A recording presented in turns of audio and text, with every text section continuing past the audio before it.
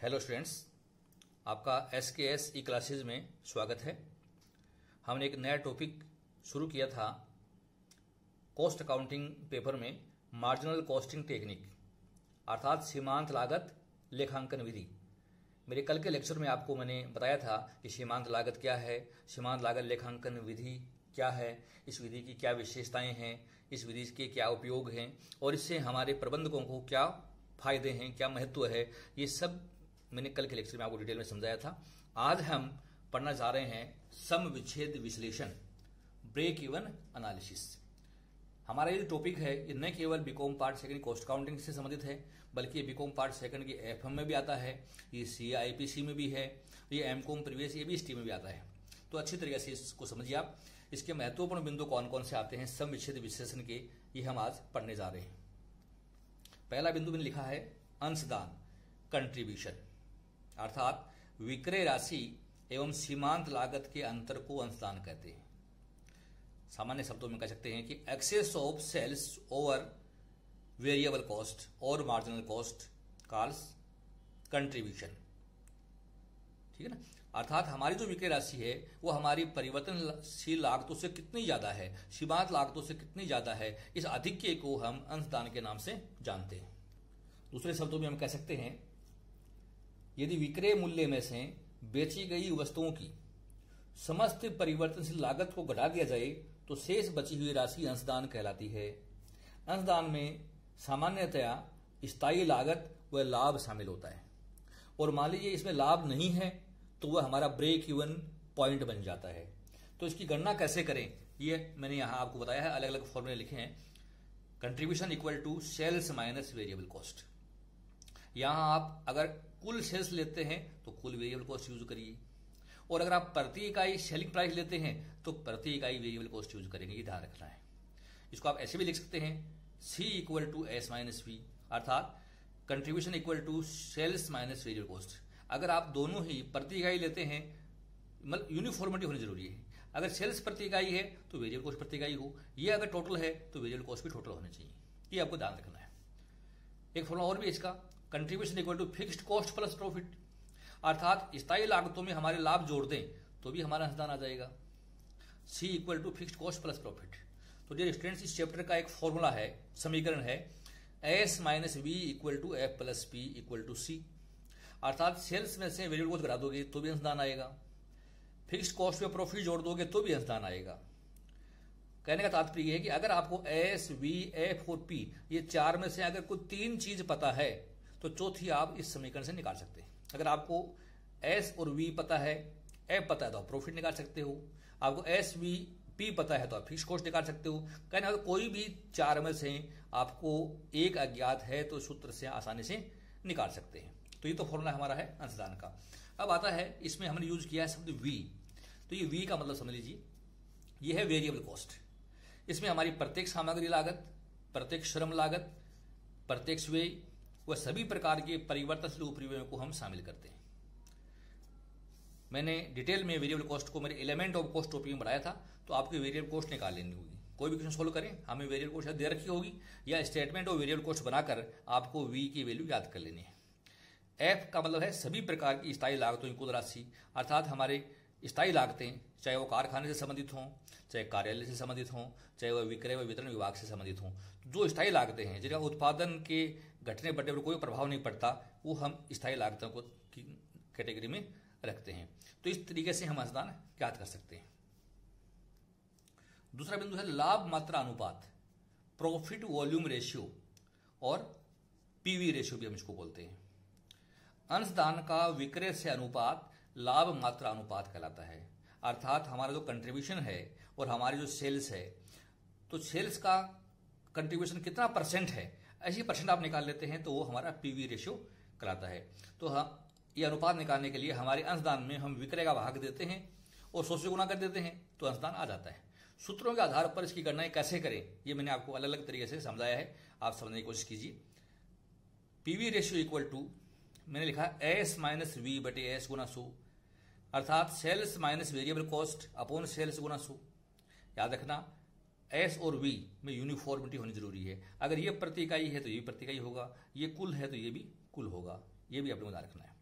इसको ऐसे भी लिख सकते हैं हम, एफ प्लस पी बटा एस इंटू सो, अर्थात fixed cost plus profit upon sales into 100। हम इसको ऐसे भी अप्लाई कर सकते हैं। और 1 minus variable cost upon sales into 100 हम इसके द्वारा भी यूज कर सकते हैं।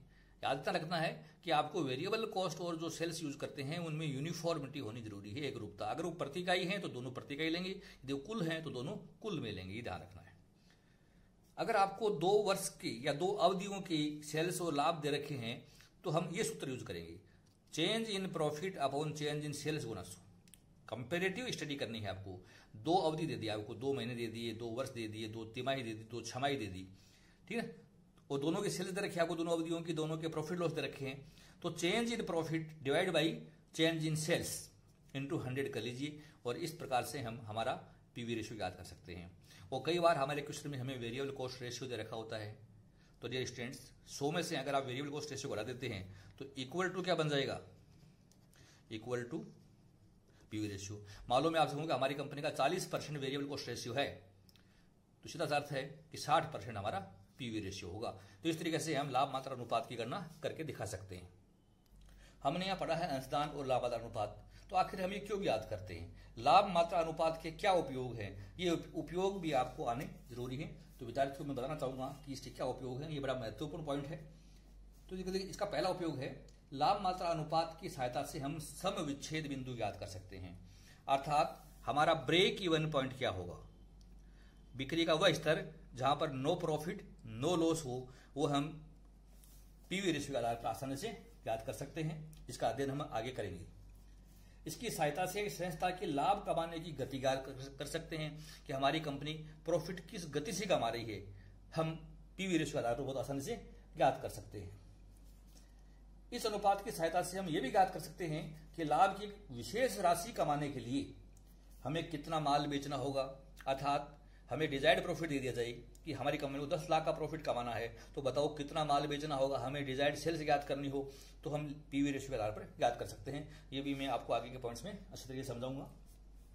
इस अनुपात की सहायता से विभिन्न विभागों या उत्पादों की लाभदायकता की हम तुलना कर सकते हैं। अर्थात जो डिपार्टमेंट्स है बहुत सारी, या बहुत सारी हमारे पास टाइप्स ऑफ प्रोडक्शन है, तो हम कंपेरेटिव स्टडी कर सकते हैं कि कौन सी वस्तु पर हमें लाभ ज्यादा हो रहा है, लाभ कम हो रहा है या हानि हो रही है, हम कंपेरेटिव स्टडी कर सकते हैं इसके आधार पर। इस अनुपात की सहायता से हम ये भी याद कर सकते हैं कि हमारी कंपनी की किसी विक्रय के स्तर पर वेरिएबल कॉस्ट क्या होगी, किसी विक्रय के स्तर पर हमारा लाभ क्या होगा, किसी विक्रय स्तर पर हमारी स्थायी लागतें क्या होंगी, और किसी विक्रय स्तर पर हमारा अंशदान क्या होगा। अर्थात इन सभी प्रश्नों के जवाब हम पीवी रेशियो के आधार पर बहुत अच्छी तरीके से निकाल सकते हैं। तो डियर स्टूडेंट्स, ये एक बड़ा इंपॉर्टेंट टॉपिक है लाभ मात्रा अनुपात याद करने का और अंशदान का। तो ये हर क्वेश्चन में आपको याद करने होंगे। इस टेक्निक का कोई भी क्वेश्चन आ जाए तो हमें अंशदान भी निकालना होगा, हमें पीवी रेशियो भी याद करना होगा, उसके आधार पर हमें डिसीजन लेने होते हैं। तो इनकी गणनाएं कैसे करें, मैं एक क्वेश्चन के द्वारा आपको समझाना चाहता हूं। एक क्वेश्चन ले रहा हूं, निम्नलिखित सूचना से विभिन्न सूत्रों के आधार पर लाभ मात्रा अनुपात की गणना कीजिए। सेल्स दे रखी है 20,000 रुपया, वेरिएबल कॉस्ट दे रखी है 12,000 रुपया, और फिक्स कॉस्ट दे रखी है अपने को 5,000 रुपया। तो हमें विभिन्न सूत्रों से पीवी रेशियो की गणना करनी है। तो डियर स्टूडेंट्स, जब भी आप पीवी रेशियो याद करें तो हमें एक बेसिक फॉर्मूला मैंने आपको बताया था, वो होता है S minus V equal to F plus P. आपको ये सब जो टर्म्स हैं ये पता होनी जरूरी है। दिए हुए क्वेश्चन में आपको एस पता है, हमें वी भी पता है और हमें एफ भी पता है, तीनों पता है। तो हम इस क्वेश्चन में पी याद करना चाहते हैं। तो पी इक्वल टू हमारा जो समीकरण मैंने आपको बताया था, ये हमारा पूरा समीकरण है, S minus V equal to F plus P और इक्वल टू सी होता है। तो पी निकालने के लिए क्या काम करिए समझिए, ठीक है। तो पी का फॉर्मूला निकालने के लिए हमें एस माइनस वी तो रहेगा और एफ और दे रखा है, तो इसमें से आप एफ भी कम कर दीजिए। S minus V minus F equal to P होता है। देखिए वैल्यू पुट करें हम, तो पी इक्वल टू एस हमारी है 20,000 रुपया, वी है हमारे सवाल में 12,000 रुपया, और एफ हमारे सवाल में 5,000 रुपया। तो देखो सब कम कर दिया हमने, 20,000 में से हमने